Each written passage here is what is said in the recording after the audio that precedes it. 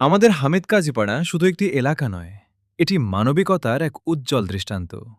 এখানে এমন কিছু সূর্য সন্তান আছেন যারা কোনো প্রচার বা ব্যক্তিগত স্বার্থের জন্য নয়, বরং মানুষের পাশে দাঁড়ানোর অঙ্গীকার নিয়ে নিরলসভাবে কাজ করে যাচ্ছেন।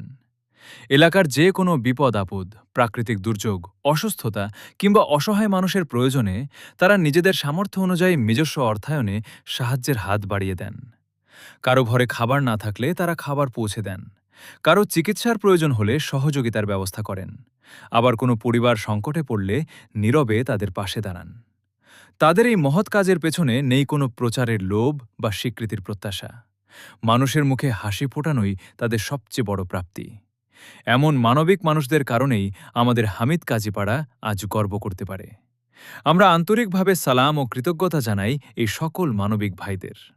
আল্লাহ তাআলা তাদের সুস্থতা, দীর্ঘায়ু ও হালাল রিজিকে বরকত দান করুন। তাদের এই মানবিক উদ্যোগ যেন ভবিষ্যতেও অব্যাহত থাকে এবং আরও অনেক মানুষ যেন তাদের দেখে মানব সেবায় এগিয়ে আসতে অনুপ্রাণিত হয়।